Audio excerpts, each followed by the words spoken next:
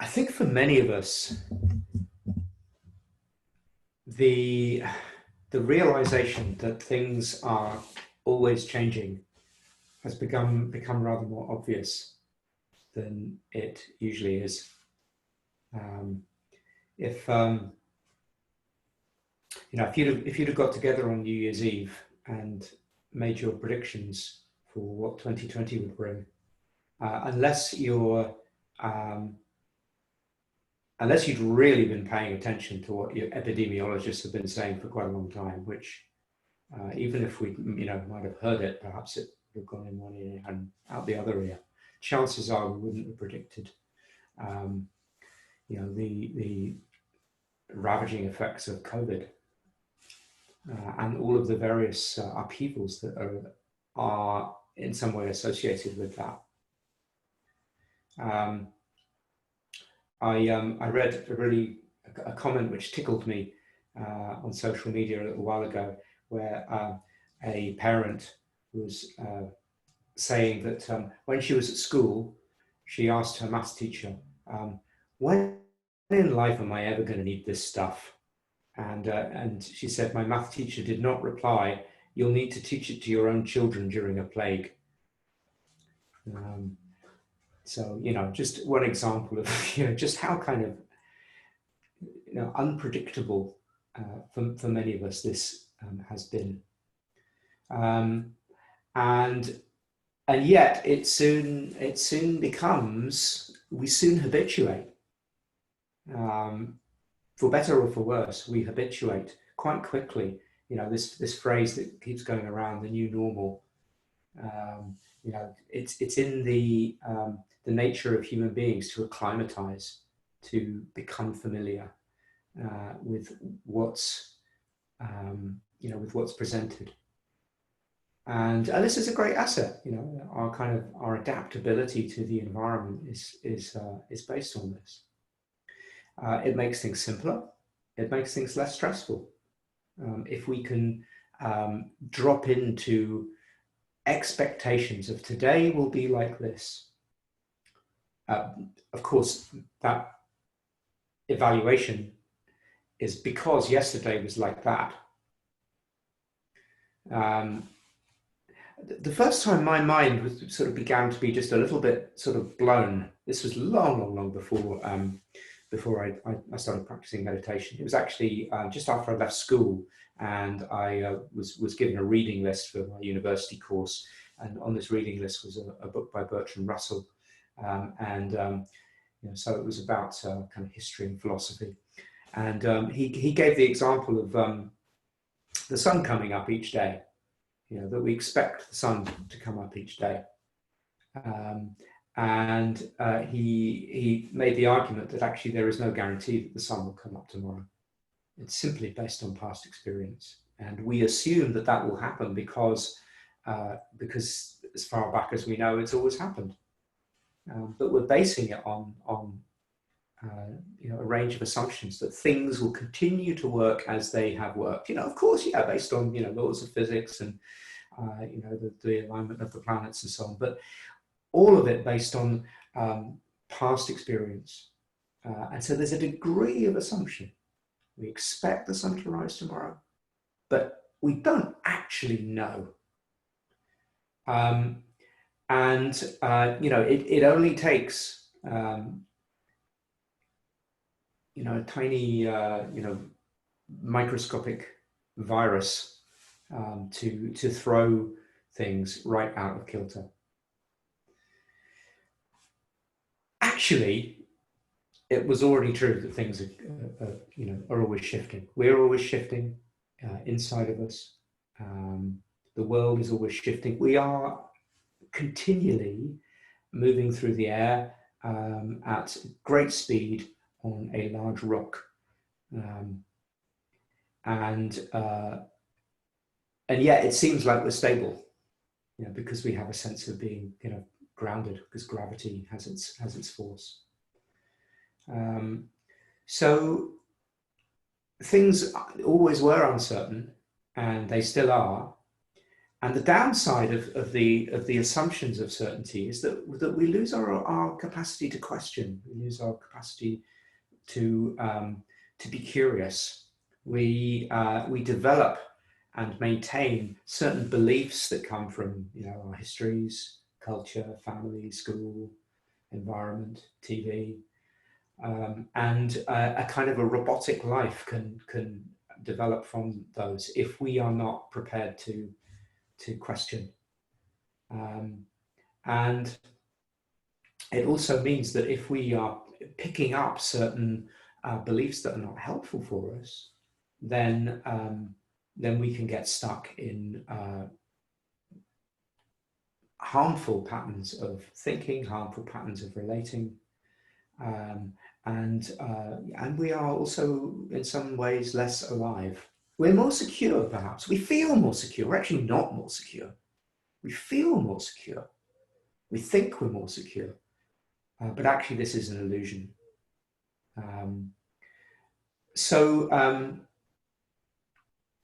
Socrates is ascribed a number of wise aphorisms, one of which is that wisdom begins in wonder. So that actually it's the curiosity, the willingness to look, the willingness to pay attention that actually gives us the capacity to see things anew and freshly, and not just a projection of expectation based on past experience. He also said something else, which is that when he would be, kind of praised for his great wisdom and his great knowledge, he apparently would say, "No, actually, I know nothing, but I do know something about this not knowing." So maybe it's possible to know something about the not knowing, and therefore to be able to lean into experience with the beginner's mind that many of you will have heard related to mindfulness. And when we lean in with beginner's mind, all sorts of wonderful things can happen. We start to perhaps see things that we didn't see before. Maybe we can lean in with a sense of humor, a sense of play, a sense of dancing with experience. There's something lighter about leaning in with curiosity than fixing in with an established view. Yeah, and this requires a certain degree of flexibility. And it requires a recognition of not knowing, a recognition of I'm going into something which is completely fresh, and therefore I can't rely on my assumptions about it. Now, I still have those assumptions, and they might very often be useful. So, I do expect the sun to rise tomorrow morning. But if that expectation becomes a kind of a weight, then maybe I won't even notice it. There's a lovely poem by Mary Oliver called "The Sun." Some of you may know it, where she talks about really seeing the sun and really feeling its beauty. She says towards the end of this poem, really asking, do you see it, or have you too turned from this world? Have you too gone crazy for power, for things? It's the world of things that concretizes, if that's a word, our perspective into a fixed way. One more little example. Again, this was a real moment for me when I read this. It was in one of Pema Chodron's books. Some of you will know Pema Chodron. And she was describing a conversation between two very experienced meditation teachers who were just kind of hanging out together on a bench somewhere out in nature. And there was a sort of period of silence. She could hear the conversation. There was a period of silence, and then at one point, one of the teachers pointed out in front of them, and just said, "They call that a tree." And the other one laughed, and that was it. And for me, this, just reading this had this wonderful effect of, oh yeah, like, so do I. But the difference is that there was a knowing there of the naming and the labeling and the fixing of the tree into a thing that, when actually we see that happening, you can really see the tree, really see what it actually is. And a sense of, laughter and play can arise. So the wonderful thing about recognizing our not knowing and being willing to lean into it, direct experience rather than with concepts, is that we enter the world of beginner's mind. We enter a world of childlike wonder and perhaps joy, but it does require us to have some humility and recognize that our worlds are constructed around what we already know, and therefore that we kind of self-seal. We can so easily be stuck because we use what we know to perceive what we see, and therefore there's no room for anything new. However, if we can really look, if we can really let go into possibility, let go of grasping to certainty, if we can really lean in to approach life as it presents itself to us, we kind of roll up our sleeves and embrace the world and go with the flow, then actually there's a kind of a freedom that comes from that, a lightness that comes from that. So,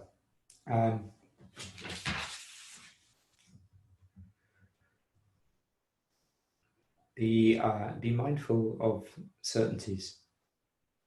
Investigate. There's a process of investigation, of being willing to investigate. And this is what we are practicing when we meditate. You might not have known this, but really meditation is about coming to be real, coming to see reality and work with reality. It has all sorts of benefits like stress reduction, greater contentment and physical benefits and creativity and better relationships, all of that sort of stuff. But really what it is coming to be real. And all of those benefits are actually just byproducts of being in alignment with reality.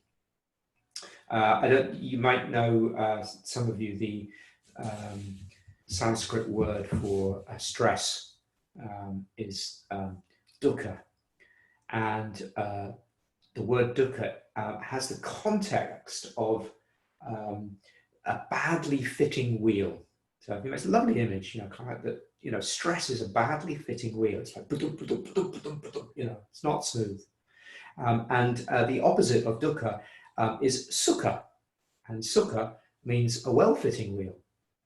So when we move from stress into contentment, what's happening is that we're moving from this badly fitting wheel, where we fix and we grasp and everything's sharp edges and, lots of bumping around, which hurts, into a smoothness.